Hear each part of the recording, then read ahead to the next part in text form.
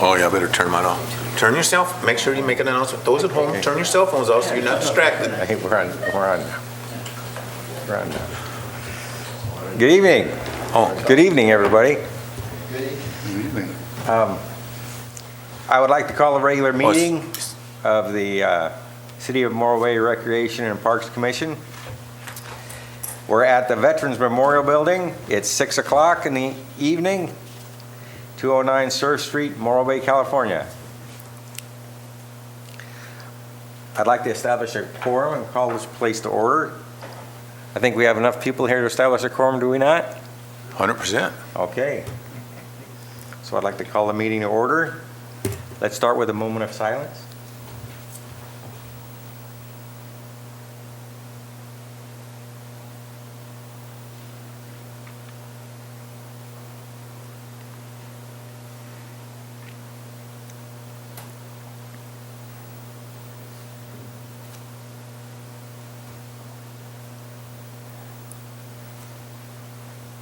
Next, we'll have the Pledge of Allegiance. Mr. Espino, would you mind leading us in the pledge, sir?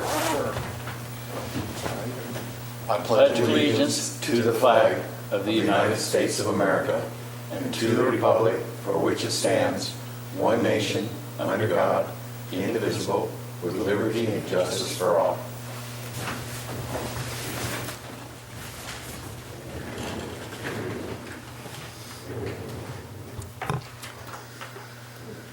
Okay, moving right along, we have next on our agenda is the announcements, presentations. Any announcements, gentlemen? Start on it. Start where? Skip? Well, I'll give a little report in regards to Morro Bay Active Adults. We did have a pickleball report from Rich Robb and said that the attendance has plateaued for now, but activity has spread throughout the day with all four courts being used. It's being used a lot. As a matter of fact, I washed the courts today myself. You did? And there was people waiting to get back onto the courts, so they weren't really allowed while we were cleaning, so we did that. But the play is definitely growing throughout the day, so that's good to see. Also had a report from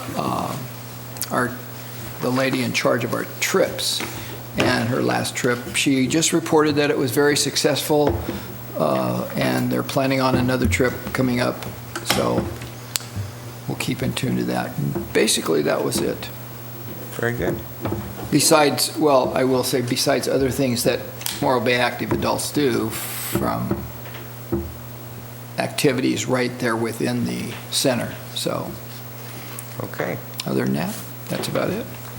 I have an announcement. I'd like to announce that, the Lighted Boat Parade's coming up, which is always a big event here in Morro Bay. So go on the website, check the calendars for time and when it's going to take place and the days. I'm not exactly sure what day it is this year. So, and then there's going to be the singing police trolley going around on Monday, Tuesday, and Wednesday. So check your calendars for that. See if you can figure out when it's going to be in your neighborhood. It's always great, a lot of fun to go out there, and Santa gives out good presents every year. Little stuffed animals last year, I think it was, and the year before, so it's always good. So, and the kids are excited. It's great. I've been on the trolley 2 or 3 times, and it's really neat to see the children. So, good things coming up for the holidays. And I think we're going to have, Santa is going to have a house down Centennial Square again, Centennial Park. Mm-hmm. Good. Santa's going to be there so bring them out and have some fun. That's it. Thank you. Very good. I have a couple of things to point out. Visiting our weekly calendar, I encourage everybody to do that. We have a beautiful website, and we also have a Facebook page with all kinds of cool stuff on it, Instagram. And one of the things I noticed there was our annual Thanksgiving dinner, which is on Thanksgiving. Yes. And I encourage everybody to take part in that. And it's free. That's Yes. one of the best parts of it. Very good. Public comment is next. Mr. Chairman, if I could jump in, we've got a couple of reports or some announcements from staff. Oh, I'm sorry about that. That's okay. Please. Thank you. I'll start off real quick. I just want to first of all say thank you very much for recognizing me being out last meeting with a bad back. So I'm back with a back. I'm back with a good back. So thank you very much. I wanted to remind you gentlemen of the Advisory Board Appreciation Event that's taking place Monday, December 9th from 5 to 8 p.m. at the Morro Bay Yacht Club. If you haven't already, please RSVP with Dana, our city clerk at City Hall. And looking forward to seeing you gentlemen there.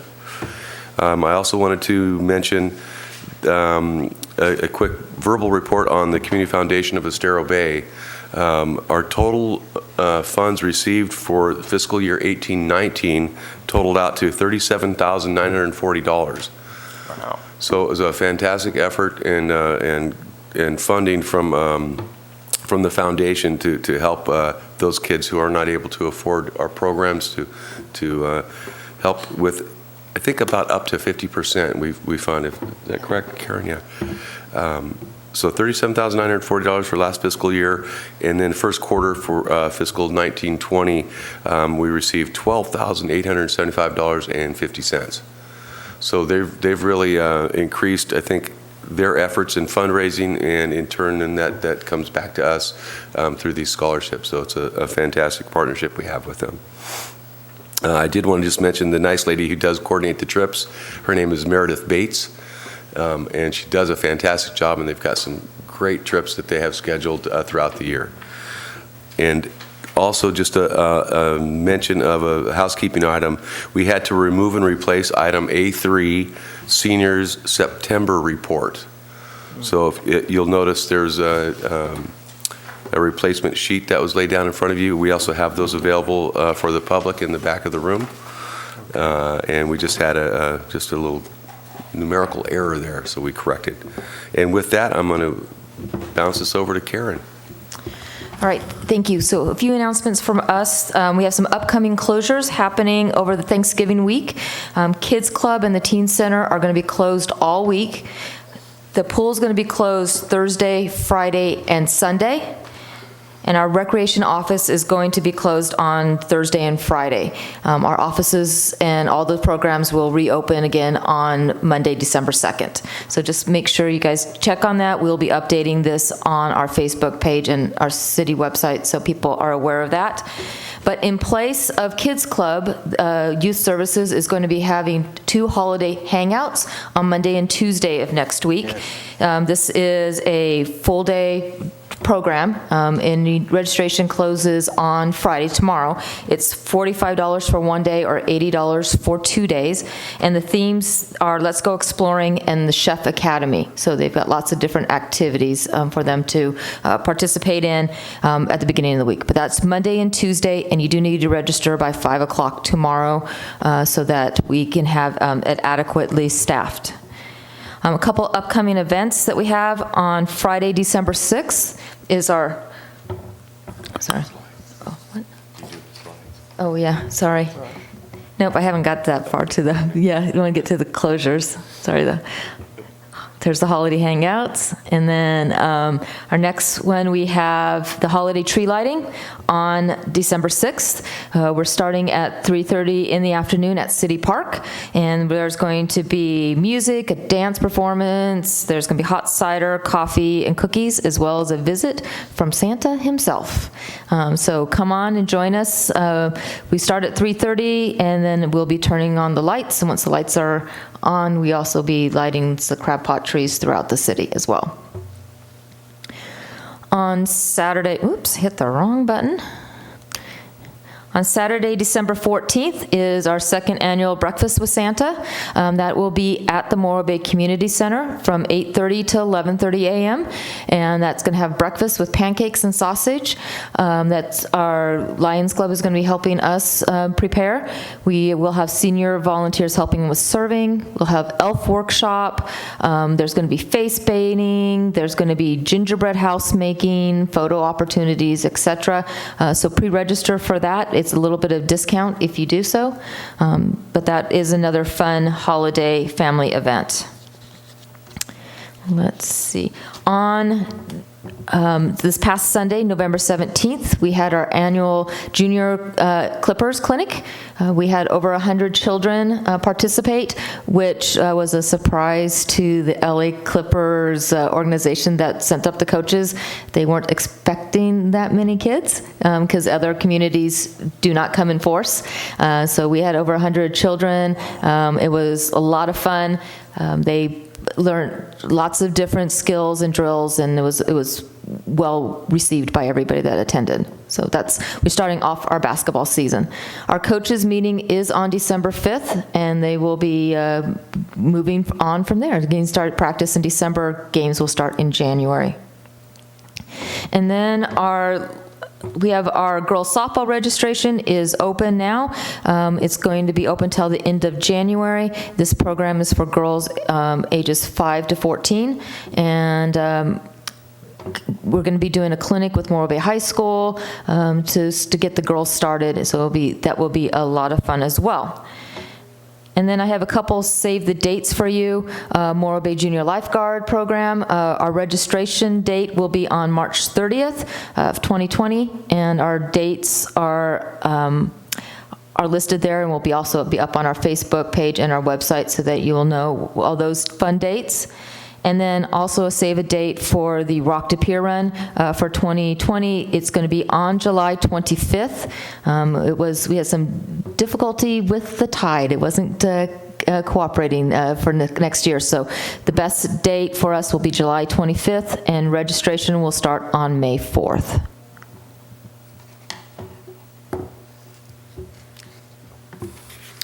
That's it for staff announcements here, Mr. Chairman. Back to you, sir. Okay, thank you very much. Next would be the public comment period. All right. We do have a public comment.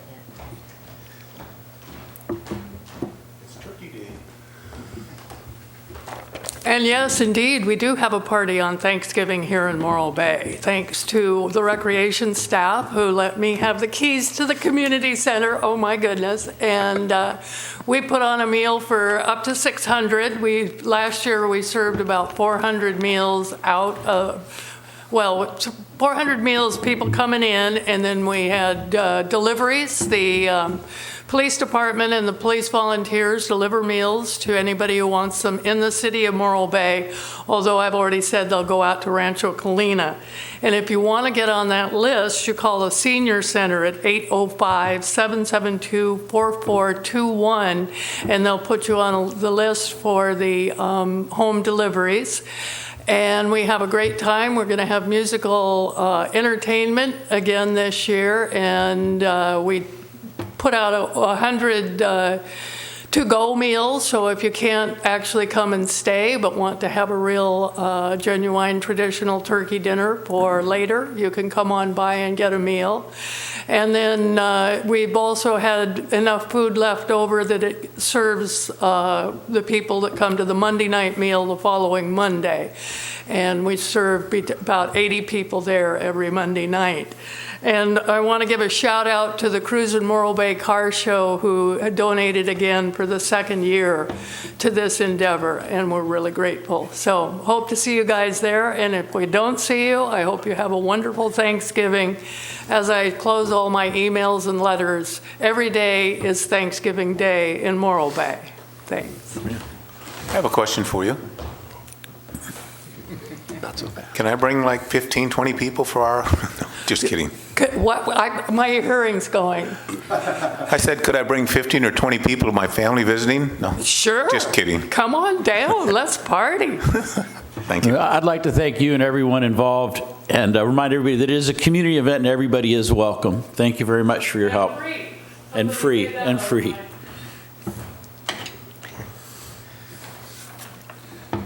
Very good. Our next item is the consent calendar. There are 3 items on the calendar. The first one, approval of the minutes from the Recreation Parks and Commission meeting, September 19th, meeting which I didn't attend. but some people did and did a very fine job. I make a motion to approve the consent calendar A1 through A3. I'll second that. All in favor? Aye. Opposed? The ayes have it. Okay. Now we'll move to public hearings. There are no public hearings this evening. So the next item is C, moving right along, is our business items. There are 6 business items, beginning with C1. All right, thank you very much. So our first item is our staff report on our 2019 Summer Aquatics Program. This summer, we were open 45 hours a week, 7 hours a day, Monday through Friday, and 5 hours each day on Saturday and Sunday. To maximize the use of the pool, because it is a large facility, we did multiple programs at the same time. So while swimming lessons were happening in the shallow end, there was lap swimming going on. When there was rec swim, there was still lap swimming going on in the center, so we could maximize the pool. The programs offered were lap swim, we had masters, we had 2 different aqua aerobics classes, both a shallow and a deep. We had recreational swim, group swim lessons, adult, youth, stroke and endurance classes, and as well as private and semi-private lessons. This summer, the Community Foundation of Estero Bay provided scholarships, 100% for the children in the community that qualified for swim lessons. So our total was probably around $15,000 just in swim lessons this summer as a result of the generosity of the foundation.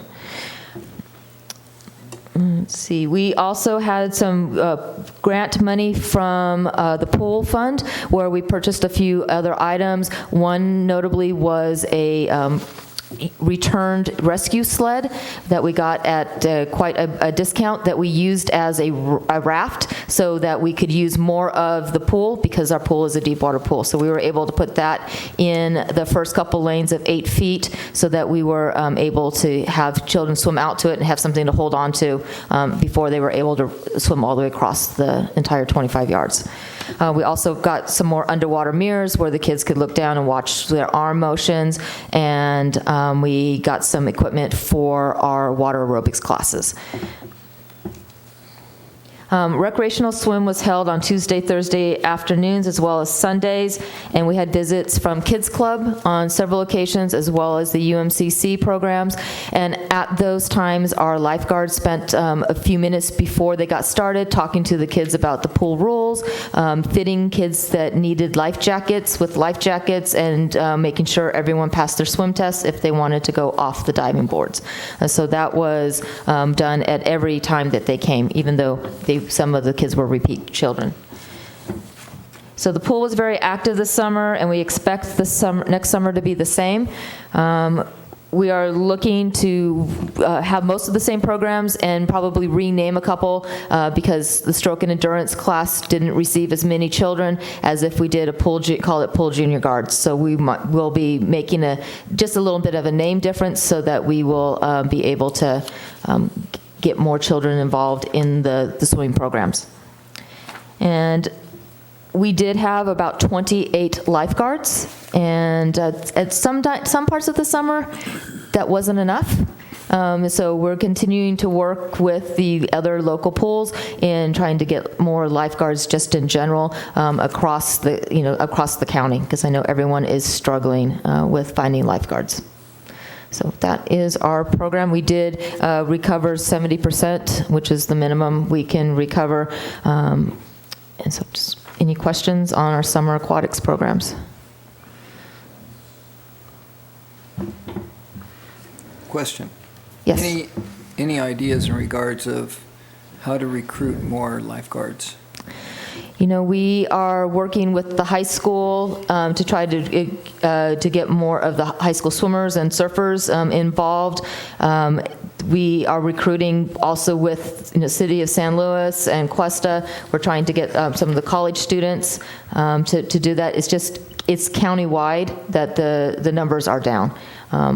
luckily, we haven't had to close our facility, but I know that other pools in the county have had to close because they didn't have enough lifeguards to safely have their pool open that day. So we have been lucky so far.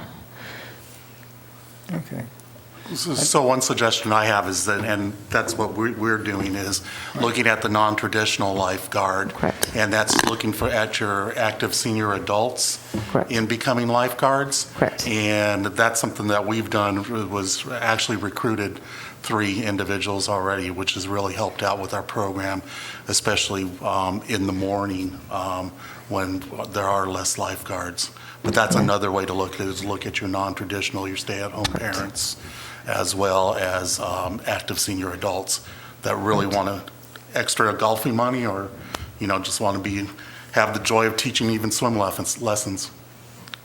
Yes, and we do have a couple of older lifeguards there, and they keep the kids running around too, because they are very positive additions to our teams.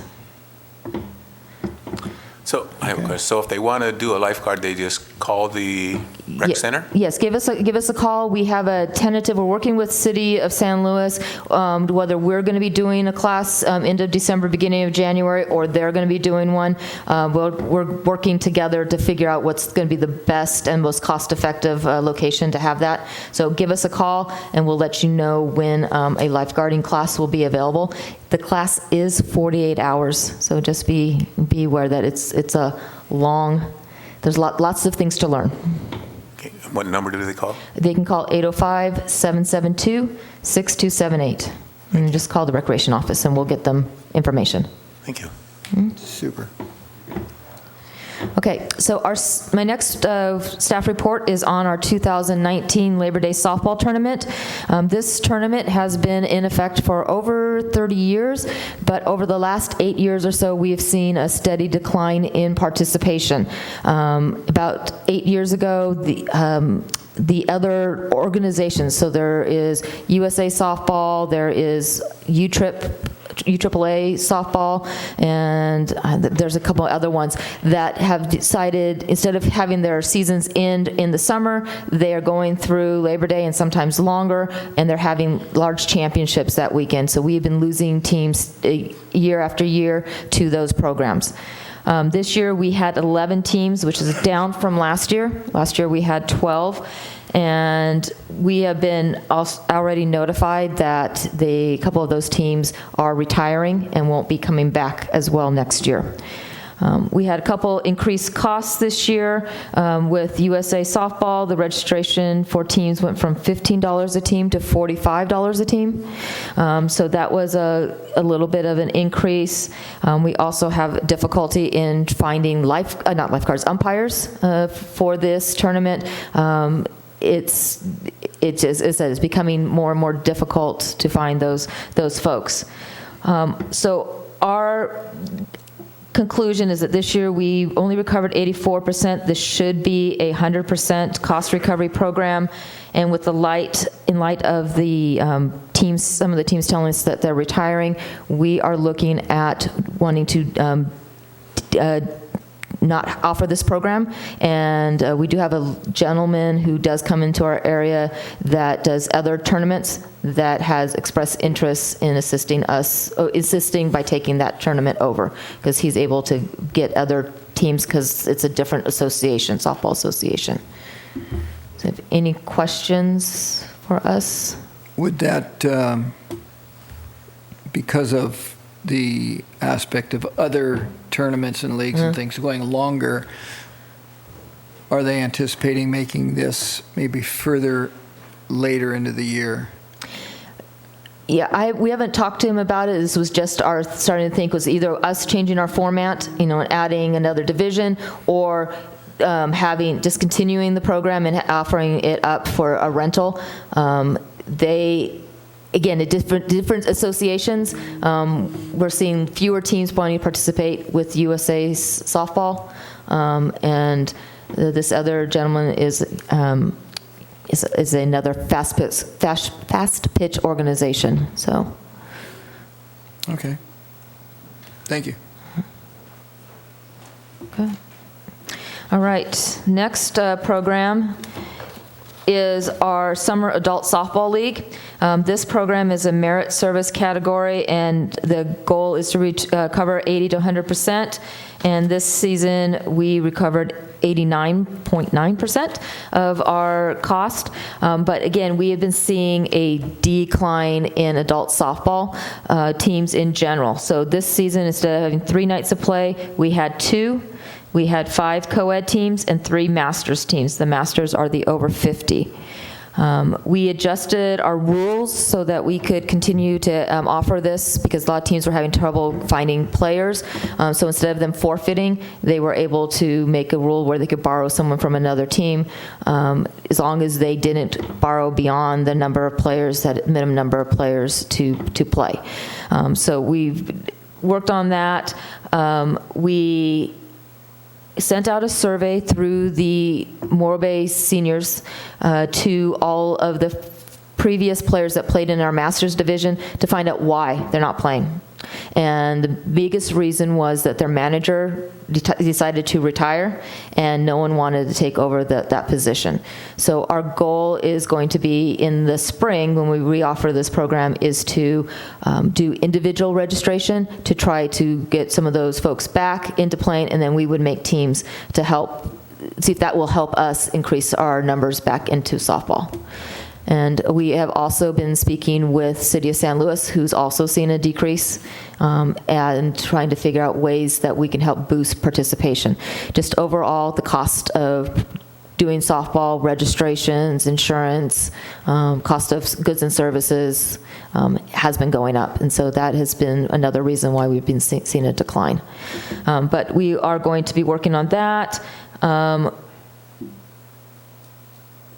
And then we're going to be looking at doing other ways of promoting our softball league, not just in the Morro Bay, Cayucas, Los Osos, San Luis area, but up into North County and down into South County as well, to see if we can get more teams playing.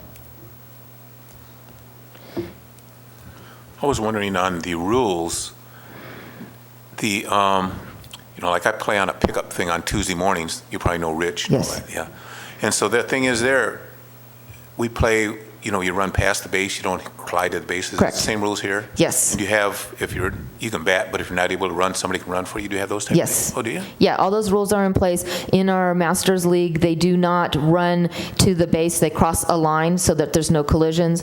In the co-ed division, there's an alternate plate, so runners aren't going to have a collision at the plate. So both seniors and co-ed, there's the alternate plate. So we minimize injuries as much as we can. Oh, okay. Thank you. Yeah. You also have, because I played years of softball,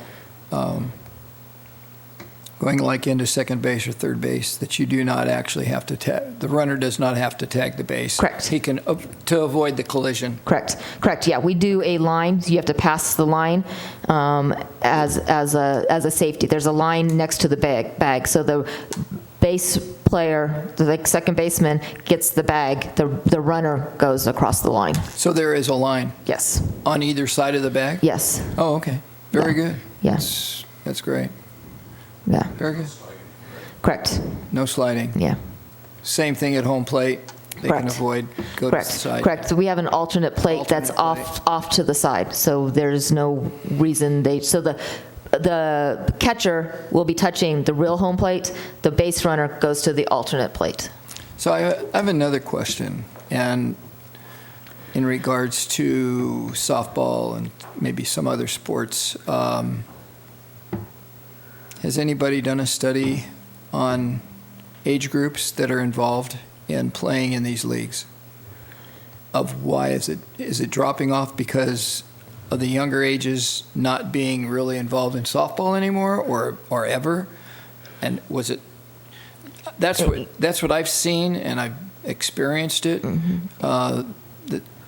It just seemed that the interest with the younger ages, it wasn't there like the older age groups. Right. So our co-ed program is still very active and very, very vital. So we saw a drop-off in our master's program. And again, we had 7 teams, but over the last couple of years, we've seen managers decide that they didn't want to manage anymore, and no one wanted to take on that mantle. So we were slowly losing those teams. Some of the other teams absorbed some of the players. Some of the players have decided to retire.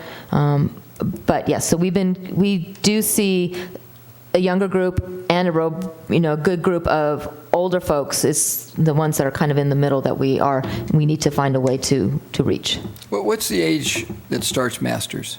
50. 50. Yes. Now that's still there's a fall off. Yeah. Yeah. So it's interesting to see what's happening. Yeah. Yep. So I will say one thing. That's one thing that's nice about pickleball is because everybody's playing it now. Yeah. Yeah, it's really advantageous. As a matter of fact, there's guys that I know that are playing softball, and some of them are not playing softball, but they happen to be playing pickleball. So it's kind of interesting, the changes. So as I said, we're going to be working on individual registration in addition to teams. So we have some people that want to stay with their teams. We want to get those folks that are not playing because they don't have a manager, get them back into playing. So we'll be doing that in the spring and then trying to extend our net to get more folks to play. Okay. Yes. What night is that now? So Monday night is co-ed, and Tuesday night is our over 50 league. Okay, thank you. Okay, my last staff report that I have is on our 2019 floating pumpkin patch. We had a special event out at the pool. This was our second year of the pumpkin patch, and our goal was to make 100%. We were just a little under this year. That was 87%. We went up, last year we had 120 children participate. This year we had over 200.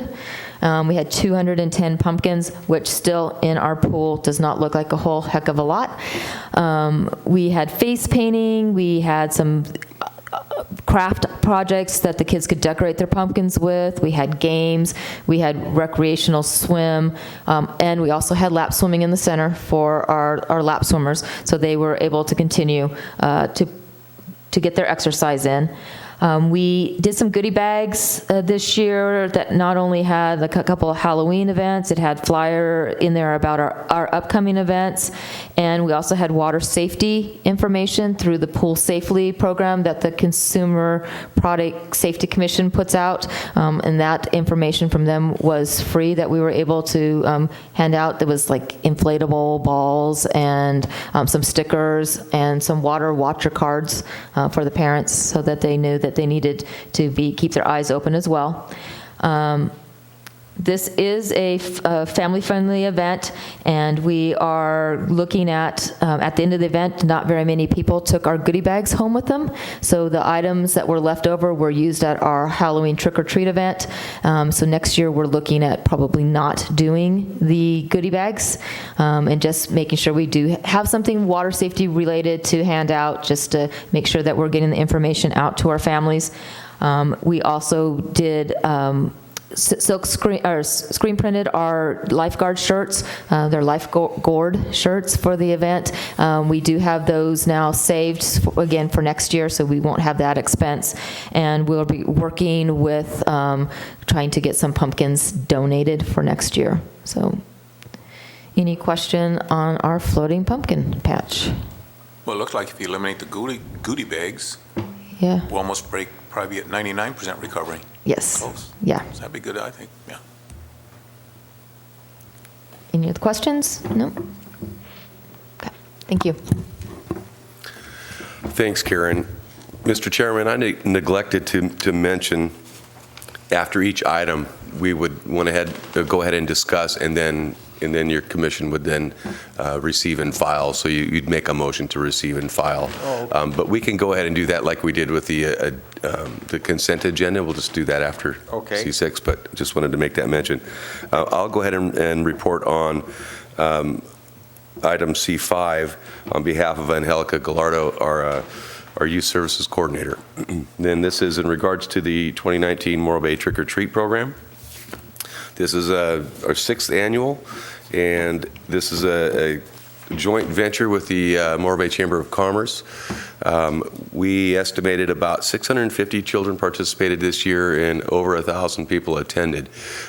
Because of the congestion in the streets last year, we felt it was in the best interest safety-wise to close down the streets right there at Morro Bay Boulevard and Main Street, which really worked out well for us. It provided a safe environment for the kids to just kind of roam and cross the streets and really opened up the area for our programming efforts. We did have, as Karen mentioned, we handed out the goodie bags that were left over from the pool event, along with some other items that we had purchased for this activity. We also had, where did I go? On my scribbles, pardon me. We had Shoreline Calvary Chapel. They supplied 2 free bounce houses for the kids to jump around on. So it's really a great shout out to those folks for bringing those big bounce houses down and the people to staff it. It was a heck of an effort, and they're certainly well received by the kids. They were out there, as well as the Morro Bay Fire Department. They had their fire truck on display. We also had the Morro Bay Haunted Trolley, and they are offering little tours through the trolley. We had the Morro Bay Whitecaps band out there providing Halloween music, and they sounded fantastic. And they looked about 25 people strong, so it was a good turnout for the Whitecaps. And we also had our Morro Bay and Bloom folks providing crossing guards. So once the road closure ended at Morro Bay Boulevard and Monterey Street, there still were the throes of people still moving up towards the Morro Bay Police Department haunted house. So we needed the Morro Bay and Bloom folks to provide the crossing guards right there. So if you didn't get out to check out this event, it was fantastic, as was the Police Department's haunted house. A little too scary for me. It gets a little real in there, but very well received, I have to say. So along with the goodie bags, I was trying to say, we had face painting booth. We also had a popcorn, a game area, a photo booth, and then our information booth, lost and found as well. This is a basic service with a revenue, target revenue of 0 to 10% recovery. Is basically the expenses and some small staff costs, so we're under $500 for this whole event. Happy to entertain any questions you might have. I think it's pretty good. I think we should keep it up. It's great for the children to get out there, and it's a fun activity for the family, really, to get out there and do it. And it's not totally dark yet, so it's nice. You can keep an eye on what's going on and keep track of everything. Yeah, we wrap up at just right about 5:30, and it's about the perfect time where the families want to head on home and get some food in them and then move on out to their next event. Or stay home, go to bed, or eat candy. Yeah. Thank you. And with that, I'll go ahead and jump into item C6. Okay. And if I could get that PowerPoint, thank you, sir. I put together a PowerPoint presentation that I use with our executive staff to discuss these opportunities through the state of California. Whoops. Let me get my cheat sheet.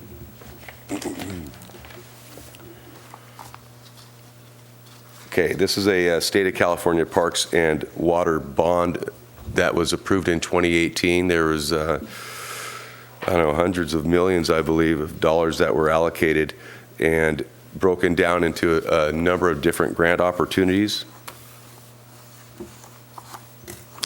And I'll go through those real quick. Oh, backwards? No, the other button. Oh, thank you. Okay. Yeah. So just a quick overview. Again, this was approved by the voters in 2018. Pardon me, it was $4 billion available. I guess I should have read my own slides. Available for parks.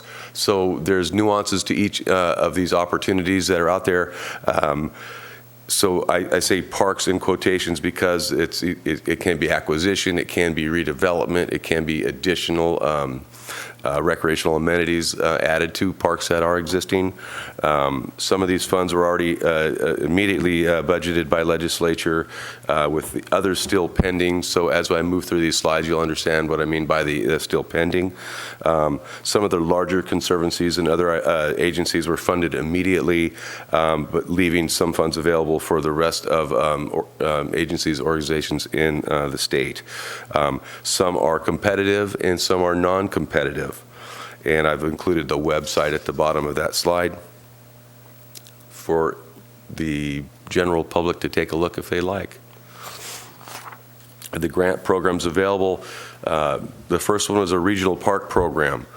And I'll jump into these more specifically. This is a quick overview. The second is a recreational infrastructure revenue enhancement program. The third being the per capita program. Fourth is a statewide park program. And the fifth is a rural recreation and tourism program. So jumping into the first one, the RIRE they call it, I won't go into this one because we needed to have a voter approval item on a ballot between 2012 and 2018. We did not have anything on a ballot that was intended to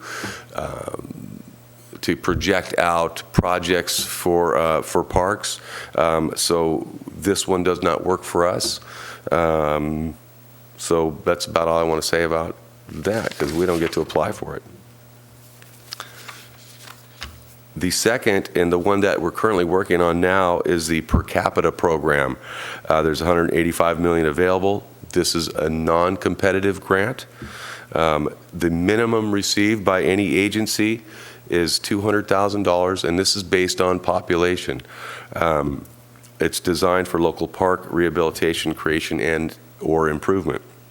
This, because we do not exceed, or pardon me, because we exceed the required median income level, we're above that level, we have to provide 20% of matching funds. So in my conversations with those at the state Parks Department, we are looking at receiving the minimum $200,000, or it could be just a little bit more than that based on our population, which means we have to come up with the $40,000 plus for the matching funds. And that can be done with in-kind donations. It can be done matched with staff time, various ways that we can do this. I don't need to get into the nitty-gritty of a lot of it unless we'd like to have that conversation right now. But there are some dates that, and this kind of happens pretty quick, so there needs to be an application that's submitted by the end of January of 2020, and then contracts due end of March in 2020, and then the project completion by the end of 2021. So that's our per capita program. And I'll speak to this one really quick because this is the one that we're working on at this time. We have identified, I'm going to back up and I'll come back to this one because I want to finish up my slides and then we'll come back. So I changed my mind already. So let me come back to per capita. The next program that's available, oh, I didn't change my, pardon me, I didn't move my slide. So that's the per capita slide. We got that? Statewide park program, round 4. There's 4 rounds because as the funding is available, there's $650 million available. It's a competitive grant. If those that apply, if they do not award the entire $650 million, they move to a round 2. And then again, we go to a round 3, depending on how they deplete the funds. So at this time, there's still $255 million available for the round 3. And we are struggling to put something together for round 3, so we're looking at doing a round, involving ourselves in round 4. There's, again, it's competitive, so there are a number of different hoops you have to jump through to be competitive. One is meetings like this, public hearings, to where folks can have input. but there's a number other of, again, hoops to jump through to get these funds. Grants are anywhere between $200,000 up to $8.5 million per project. So we can apply for as many projects as we'd like. Each require a separate application, but again, a minimum of $200,000. And there are the stipulations of the project area must either be park poor, which is less than 3 acres of parkland per 1,000 residents, or have a median income level below $51,026 within a half-mile radius of the project. That's where we fall short on the median income. We make, this area is just about $52,000 as far as our median income is concerned, so we just missed that. But you can still apply, and points are awarded for each of these categories. That's the statewide park program opportunity. And that's going to be, round 4 is to be determined. It'll come up sometime in 2020 once the round 3 funds have been awarded. The final opportunity is the Rural Recreation and Tourism Program. There's $23 million available through this opportunity. It is, again, a competitive grant, and this is specific to acquisition and development, or just development. And you're creating new recreational opportunities in rural communities that have a lack of outdoor recreation infrastructure. This particular opportunity, the draft is available now. Public comment is wrapping up at the end of this month, and then they'll move forward with workshops in 2020 to help with this process. So it's an involved process. These application packets are almost 100 pages thick, with directions and rules and how to apply and whatnot. And many of the larger agencies have people on staff that just do grants and just do park projects. I think we'll see San Luis Obispo County Parks will probably be very successful with their efforts with many of these grants because of their staffing levels and their needs. They've got, I think, big plans at the El Chorro Regional Park out here across from Cuesta College. So you'll see some development out there by way of these funds. But we are looking into applying for as many as we can, with as many projects as we can put together up in the upcoming years. So what I'm going to do is include this Prop 68 grant funding as an ongoing item here for your commission, so we can continue these discussions each time we meet. And as I work through this along with our public works staff to really locate and define the projects that we're looking to do, we'll bring that to your commission to discuss and entertain your recommendations and thoughts along those lines. I did have a next step, and that was mostly for our executive staff, and this was the steps that we're going to take by assembling a team and reviewing our grant opportunities and timelines, identifying the projects again, schedule advisory meetings as necessary, put together the plans, renderings, and cost estimates, and then submit our application. So I'll keep you guys in the loop on what's going on with this. But if I could jump back to the per capita program, because that is the one that we're working on right now, and due to the time frame that we're up against, we as staff have identified the project that we're going to apply for, and that would be a replacement of the bathroom facility at Coleman Park. So if you're aware or not aware, the park, or the restroom facility at Coleman Park along the waterfront has been closed for the last month or so due to the building failing. I think it was built in the 50s, maybe 50s or 60s. So we're looking to do something with that, as well as the surrounding area. We've got to put some ADA compliant parking and access ways from the boardwalk to the new restroom, and then some other probably some landscaping around the perimeter, and maybe do something with the playground. And then Commissioner Sedaris, we will take a look at some some of the Jackal Lane workout station like we had been discussing, and Commissioner Swain, I know you're interested in that as well. So I'm going to try and get that back on our consideration here for this project in this park.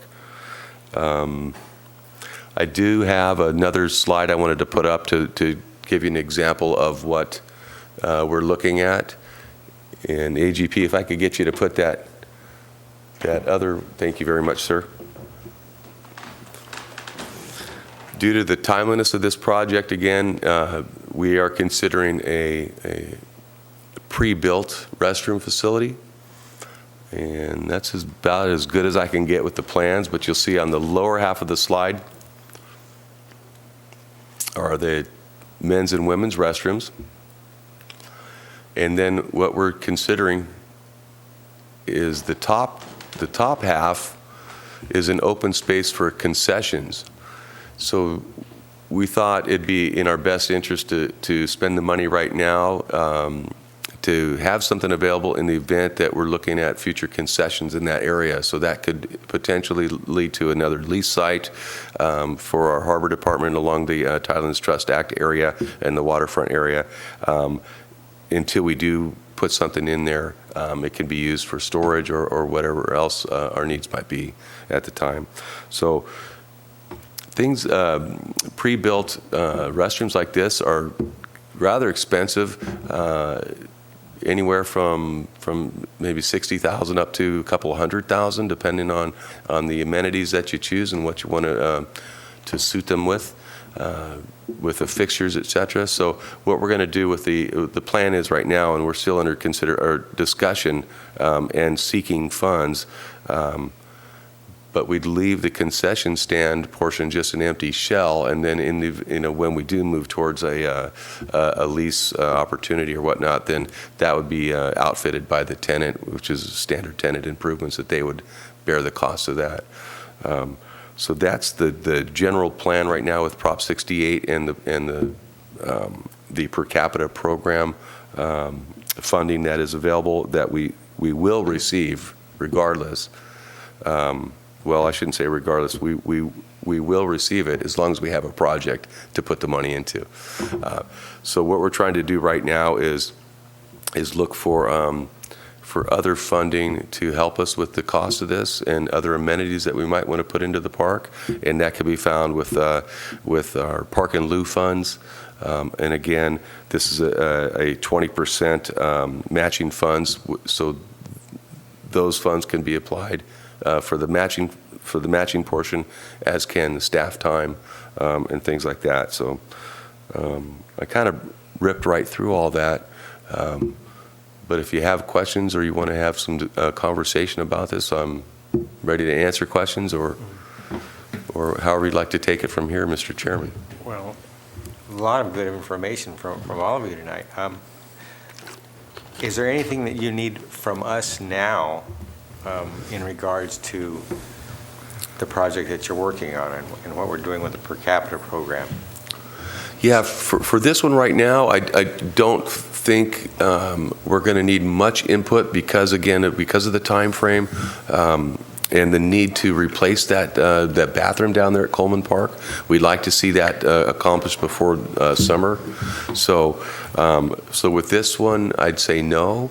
But with the other opportunities, I want us all to, if you have the time to, get onto the website and take a look at these and get better familiar with these opportunities, and then from there, I would ask that you put your thinking caps on and get out there in the community and give us some suggestions, and we can have a conversation about what types of projects that we could look at. Very good. Or accomplish. Yeah. Boy, I wish I could see that from here more clearly. Yeah. But so what you're thinking is, because I know it's a really sandy park. Yes. A walkway, a pathway from the walkway to the restrooms, mm-hmm. and some sort of a pathway in the parking lot to make it more accessible. Yes. And will there be little showers there, even if they're pay showers, which would help conserve water, since that is a place where a lot of people paddle from? It might be well appreciated. That was not considered, but it certainly is something that I can bring up to our team.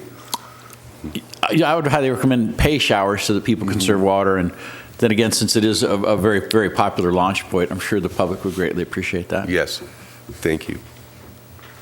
And I like the idea about the concession stand, because when there are events, triathlons, this, that, and the other, that they could man that for whatever purpose, but they could rent it from the city, and that's good. Very Yes. nice.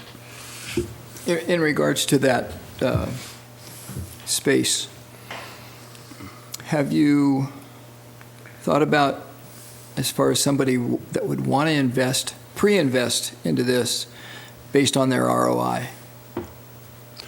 If you want to go ahead and expand on that, Well, in regards to knowing the size of space, the availability, what's there, what do they have to do as far as the implementation of what they may need, coincidingly with, of course, the building codes, okay, and putting this out to any applicant, but they're going to look at their return on investment. But it's one way of getting the dollars preceding that you need to fund this with.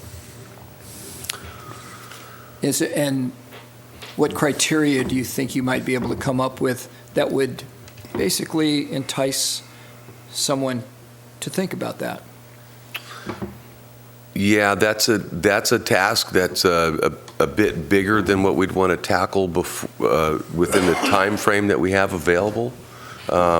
You'd be looking at requests for proposals, things of that nature, if we're trying to seek funding before the project took place. So what's your attitude in regards to getting this out? It's going to be a private entity more than likely that's going to want to do The city's that. going to own it. Yeah, It's going to be a lease. Right, but the city's going to build it and own it. Yeah, the And city's it's going to build and come from own the it, but proposition money. to be able to get the funding and to get some prior applicant that is most interested to come forward and help with that No. funding, well, the grant is going to provide the funding. right? But So- did you not say that you have to have 20%? We need that. We need the 20%, which we can come up with pretty quick and easy with staff time and Okay. some funding from park in lieu. Okay. The but- city would be in charge of finding renters, not the Parks Department. Well, no, I It's not our- understand that. It's not our, Yeah, but in other words, some Area of criteria that you'd give to the operation. city and saying blah, blah, blah, blah, well, blah. they'll see it. Yeah. Well, let's hope. So, Yeah. and one thing I'd like to add, obviously there's going to be electricity and water in the restrooms. Yes, correct. So I'd highly suggest that that be available to that kiosk area too. Yes. That there be some reasonable accommodation for future improvements built into this project, so that if you wanted to do some more lighting along the walkway or something, it would save money in the long run. Yes. If we can do anything, save money in the long run, I'm all for it. I was wondering, why does you not want to build it out yourself, and then you know what's there, and it's going to be yours, and then you could sublease it out and have people pay for it? Because if you have somebody come in and bring their stuff in, is it going to be they're going to have to leave it there when they leave? Or I think it's, if you have it all under your own control, you know what's going on. The concession area? Yes. To control it ourselves? Well, if you built it out with the grant money, if you got it, you could build it out, and then when you lease it out, you'd have control of what's already in there, and they could lease it out, and you could probably get more for a lease that way than them putting their own money into it and then hassling them over how much, well, negotiate how much they're going to put in, what they're going to lease and all this. So I think if it's already all there, and then for every little event, you could have somebody different lease it out instead of one person running the whole show maybe, and might get more options on that. Yeah, I think the vision that we have is to provide the shell building, and then when we do go out for a concession, it could be a number of different things. It could be anything from a coffee stand to a kayak rental, a stand-up board, paddleboard. So if we were to outfit the shell with sinks and refrigerators for a coffee shop, it's not going to do us. It won't do a good service to the folks who maybe want to do a stand-up paddleboard type of thing. So How big is that area? It's about, I'm going to say, it's 26 by 26 as a square, so maybe half of it, maybe 250 square feet. Yeah, 200, Oh, okay. 220 square feet. So probably less than what you're sitting in right up there. So it's not a huge space, but it can certainly be used for many different things, but that's where we go ahead and put the request for a proposal out to let folks go ahead and respond, and then use that as the harbor department would manage it, but it'd be a type of a lease site almost. That answers your question. So there's 2 restrooms, correct? Yes, sir. Okay. I know it's a tough one to see, and I maybe should have included that in your packet. That's okay. But this is just an example of one that we're looking at. So we're still kind of sifting through everything right now. So it's prefab, but it's going to be sitting on the ground, right? Yes. And the concessions is facing the water? We're That nothing, it hasn't been determined yet. This is still conceptual right now. Okay. Yeah, we're just in conversation and looking at a number of different, these prefab facilities like this. But again, it's still in just discussion right now. Okay. I'd like to suggest, adjacent to that area heading towards the outfall plant, there's those 2 wellheads, that those 2 wellheads be somehow decorated either by artists or something a little nicer. And then just beyond that, there's an unimproved parking lot. Mm-hmm. And perhaps if funding allows, we could do a little something to make that a little more safe and longer lasting, because it gets rutted because it's just sand. But And that is something that we have to do in the parking lot to comply with ADA. So we will take a portion of that lot and most likely pave it for the handicap parking, and then we'll have pathways leading from the parking lot to the bathroom, as well as pathways leading from the harbor walk to the restrooms. okay, but you're talking about the parking lot in the Coleman Park, right? Yes. 'Cause there's an unimproved area where people park adjacent to that just needs to be graded and Okay. yeah, it's between there and the outfall plant. I don't think it's actually a real parking lot, but it's become one because it's very convenient for the paddle people and the kayak people. Oh, I see. Yeah. We're just beyond the wellheads. Okay, so we're on the western side of that. We're thinking the parking lot between the basketball court and the existing Right. That restroom. definitely could use some help. And that's most likely where it'll go. As a matter of fact, we'll move we'll demo the old building and then move it further west towards the parking lot. Good to idea, open up to some give more us more space. play space there. Yes. And maybe we could get another pirate ship or something really cool for the kids. Yeah, that's a good idea to move it. And that old one it's been there a long time. So good idea to improve it. Also wondering, have you ever pondered the idea to reach out to the public to have like the city council always has all these little subcommittees to put their input in? Yes. As far as maybe there's people out there who know how to do all this grants and all this stuff that might want to jump in and help you with this. Have you ever thought of jumping out and maybe advertising, have the city council put that up or something like that, looking for people that can do that? For folks who would come and volunteer their time to write the grants? Right, or get on, you're looking for output on how to do and spend and put all this together? Mm-hmm. Yeah, somebody would want to, I'm going to turn to you 5 gentlemen right there. That's what we do right here. But I'm happy to entertain anybody else who would like to come up and help out. I know it's been mentioned at City Council, and we will continue to. So if there are folks that are out there that would be interested in helping, we'd love to have them. Sure. Yeah, you'd almost need a retired grant writer. From my experience, grants are extremely technical and they're complicated. They're not an easy thing to do. There are people that make a living by writing grants. It's that I know. Intensive. Like you said, staff was mentioning, they're over 100 pages. Some of them just the application form. So you got to cross a lot of T's and dot a lot of I's. Oh yeah. But I want to work with you guys to get this figured out as far as projects that we would consider and we can discuss here as a commission. But I would welcome anybody's input, of course. But would you like us to meet more often than just every other month to do this? I mean, it seems like something needs to get on the ball and get going with it right away. Well, we're moving forward with, again, the per capita program, but then the others we've got a bit of time. Oh, okay. Yeah. So does the harbor department maintain the Coleman Park area, or is that the maintenance guys? It's our maintenance staff that does that maintains, Okay. yes. And I have noticed, in case people haven't, that there's a lot of really cool new concrete benches out by the rock and Yes. over by the sea otters and stuff. It's really very nice. Mm-hmm. And by the statues. Yeah. Anything else, guys? Question.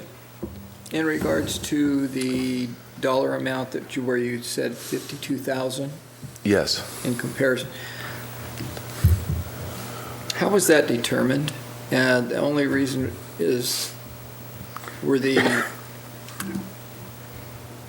because we know that there's a certain part of this population that is here is temporary, it's not on a year-round basis. Was that taken into consideration? There's a community fact finder application that the state uses. And so you'll find that on the website as well. You can get in there and play around with it. It's pretty Okay. fun. But you can pinpoint anywhere in the United States, and it'll draw a half-mile radius circle around the area that you had pinned, and it'll lay out for you park acreage per 1,000 people and then their median income levels. So that's what they have us use for these grants, Okay. and that's what we use. How the algorithms inside that program work, I don't know. But that's what we use.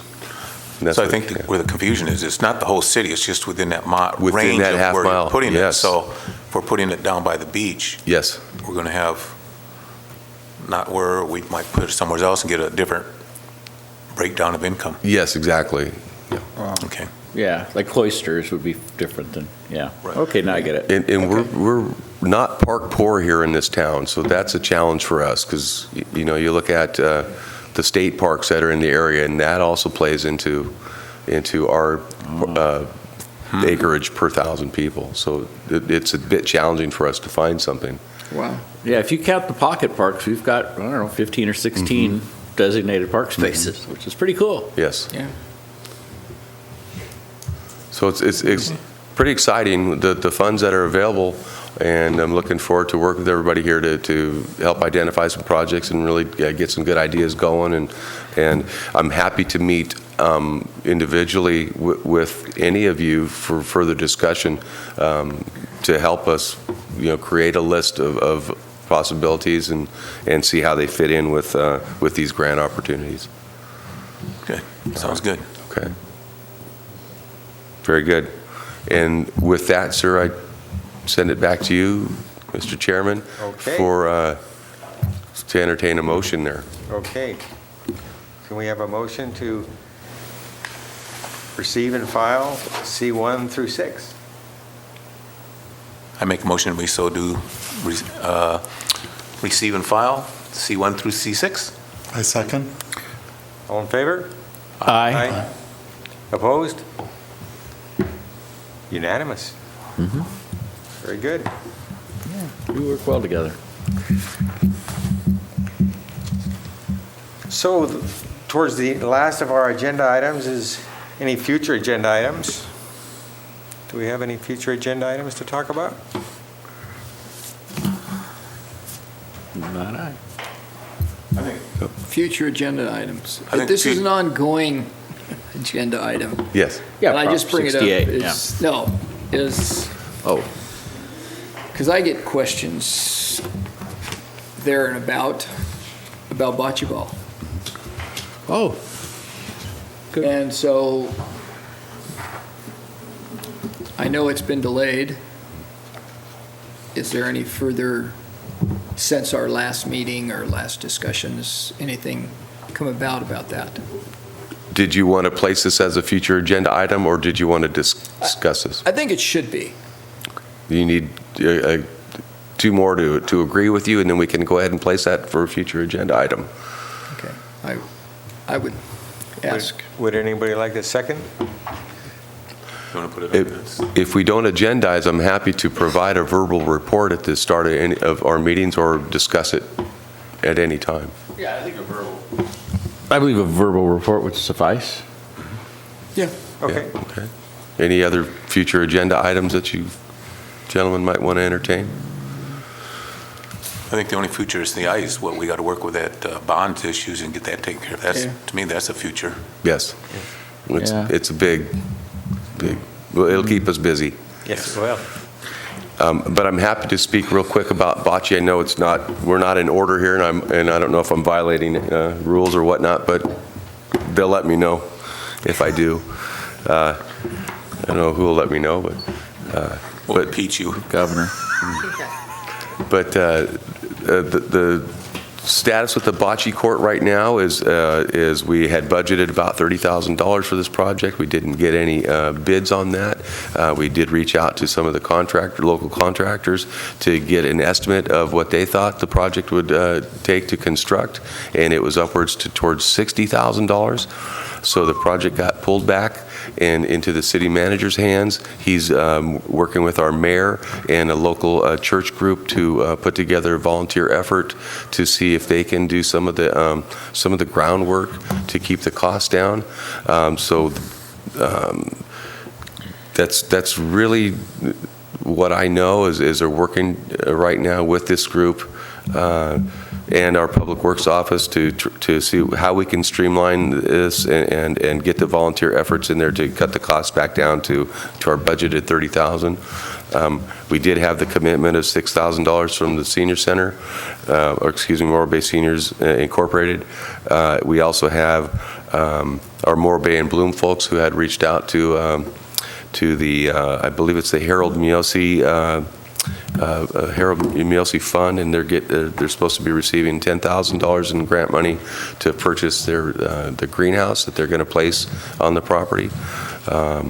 So all that's still rolling along. It's just a matter of getting the volunteer effort out there to do some of the legwork to see how we can trim the cost down. And that's really all I know at this time. It's in the city manager's office in his hands right now. Yeah, I think at the MBAA meeting, as a matter of fact, I did bring up this aspect, was in regards to like the greenhouse. Without seeing the total proposal, how was that proposed to the contractors? Were they including that or not? Those were some of the questions that were supposed to be coming back to find out what was happening about that. It was pretty, and I looked at our proposal, the diagrams and everything, but it was somewhat ambiguous of what was in the contract. What were they bidding on? Did those contractors actually know what they were bidding on? In lieu of the $6,000, in lieu of the grant money from. So, if I'm a contractor and you propose something to me, and if it's not specific, then I'm going to include to cover what I think needs to be covered. And so that's what was my question even then. Red himself even mentioned it at the meeting. So I'm not an engineer, but I know our Public Works office has engineers on staff, and they put the package together. And this is standard practice for them with anything that they do. So it was very detailed and itemized. The funding that you're referring to wouldn't come into play for a bid on a project. I ask why not? I don't understand how the two would. Well, if $6,000 is going to be put out by MBAA and $10,000 by Bloom, that's $16,000 that is dollars that goes to that proposal, to that project. Correct. So how is that? I mean, that has to be incorporated in that certain costs are already covered. Those would be funds that would be used to pay the contractor to provide the services that we're asking for. That makes Again, you with. I would love to see the proposal that you're saying that is standard and bring it to us and say, here's what they bid on. Well, that should be on file at City Hall. You could walk in there and say, I'll be there. please let me look at it, and I'm sure they'll be glad to. Herb Edwards was the engineer on this, and I'm sure he'd be happy to meet and discuss the details of Yeah, because, and I only bring it up, Kurt, because of how it all started Sure. and where it's now at. Yeah. And it seems to be, I'm going to use this term as a malignant growth. Okay. But I think if I could speak to that, it was a bit naive of us, and I'll include myself, because the initial intent was to put a bocce court in the middle of a dirt lot, and we thought we could just go in and throw some railroad ties down and put some decomposed granite down and make a court. But that's not how we work with government projects. Any new construction in government requires ADA compliance, and in order to do that, as you're familiar with the level of the lot, Skip, it's below grade, so that required retaining walls to bring it up to grade, so we could have the proper slopes of access from the sidewalks down to the courts themselves. So there's additional costs that were not taken into consideration when we had our initial conversations, when we came up with, I think, $6,000 or so. To be honest with you, I was, as far as ADA compliance, for me to know it totally, I would say no, I was not there. But in regards to, and what we had discussed originally was the ADA access from the sidewalk.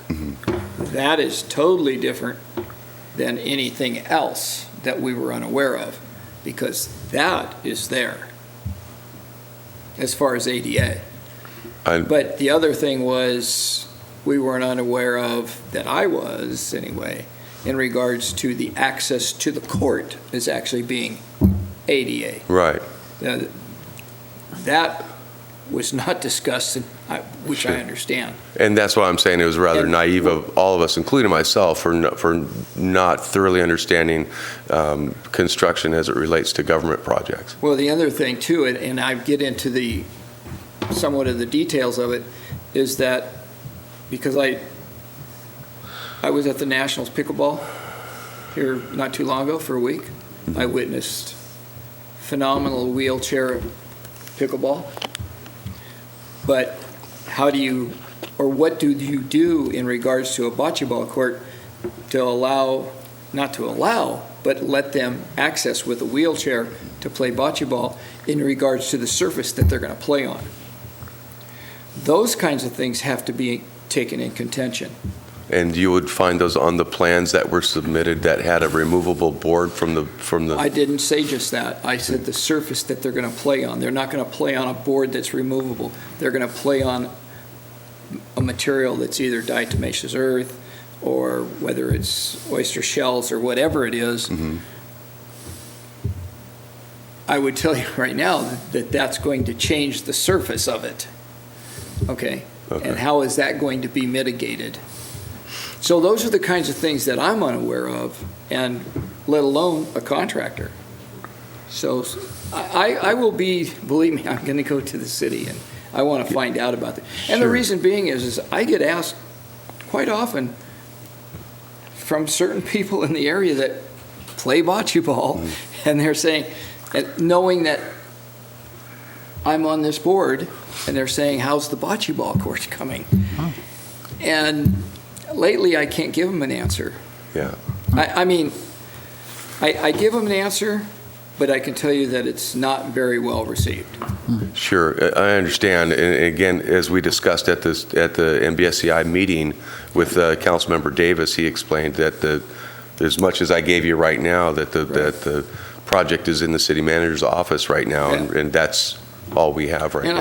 And I think this board needs to be aware of what's happening, so that's why I bring it to.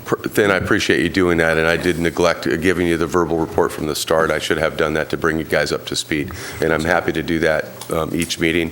And again, pardon me, happy to meet with you individually to discuss the project, or to head on down to the Public Works office to have the conversation with the engineer who worked on the project. Yeah, Because they're very familiar with ADA compliance. They're very familiar with surfaces that are required for wheelchair access. That's what they do for a living. Okay. So I put my trust in them. Where is the nearest bocce ball court to here? I had to go look at one. Probably Cambria. Oh, well, theirs is on a AstroTurf, isn't it? That's a lawn bowling That's lawn facility. bowling. You have They to don't wear have white bocce pants ball up and there. I white thought they shirt. might do that too. They don't. Yeah, because see, I'm guilty too. When you look at the face of it, I mean, I've seen as a kid people play bocce ball in a dirt lot, Yeah. but when you make it a public works, then they're the grade, the drainage, the access. It's a lot more than I thought too. So, There's no doubt about that. Yeah, and we've got we've got excellent city engineers. So, yeah, perhaps we should go down there and look at those plans and see what's stalling it. But like the staff's saying, once you make it a public thing, you have to meet certain standards, and it became a little more expensive than we had dreamed. Because we already had the empty lot. We Yes. thought we had the hard Well, part taken care of. The other thing too that you look at is the fact that Morro Bay and Bloom wanted a greenhouse, which was right from the start. But then, now as we go along, now we find out that by doing that, whether they are funding part of it or not, is the fact that has Is to it be ADA compliant? ADA compliant. So, but the thing about it is so I'm going to use quotes, it's a bocce ball court, nothing else. Whoa, That's what it's called. Okay. It's not called bocce ball and this and this and this. So what is it?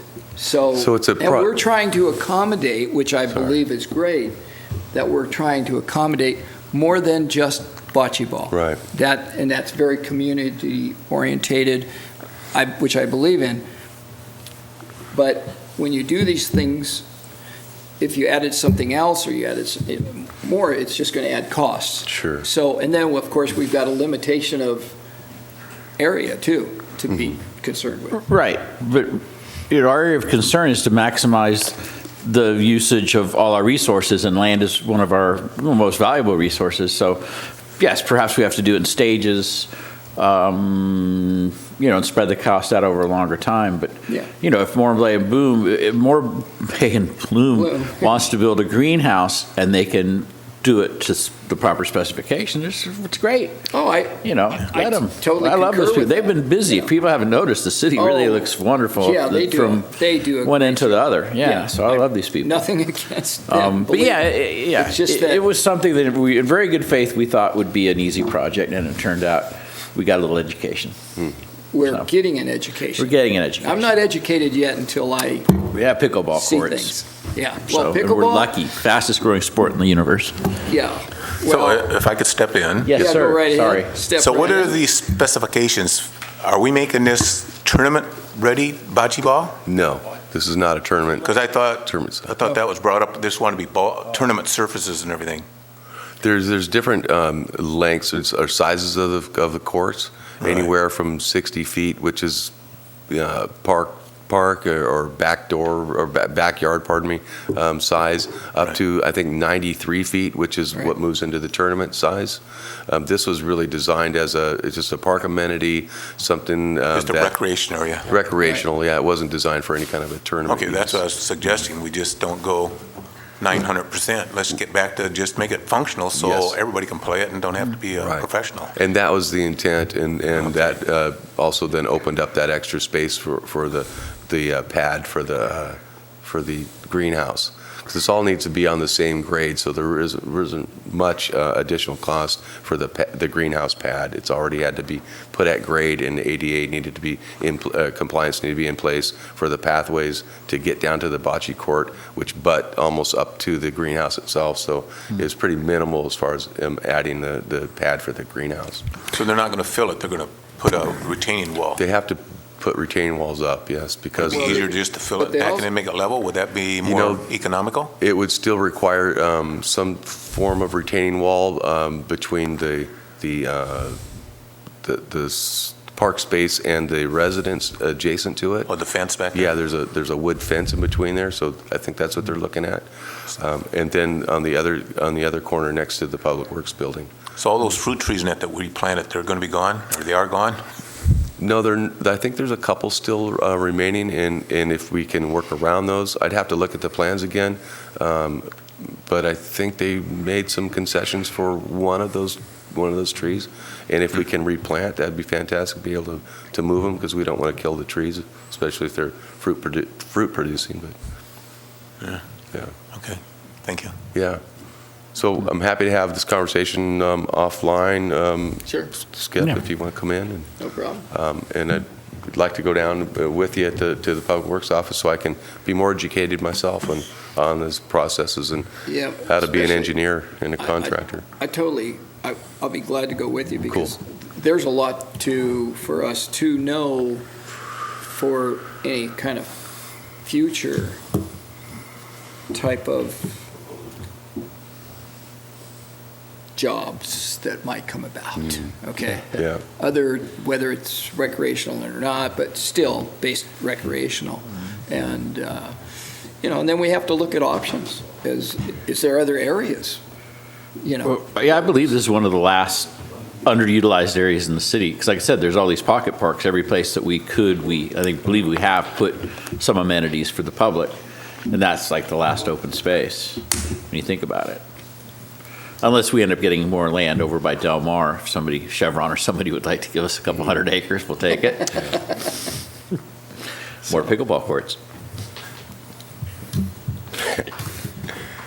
Okay, Thank you. so I'd like to adjourn the meeting to the next regular Recreation and Parks Commission meeting at 6 PM on Thursday, January 23rd, 2019. I would like to make one other statement, because this was in front of me, and I'm going to talk about pickleball real quick, was participation in regards to pickleball. In regards to every other item on this. But September 19th, does everybody have this? Yes. So we've had a participation just in September, October. If you look at this, year-to-date is 3,301 persons.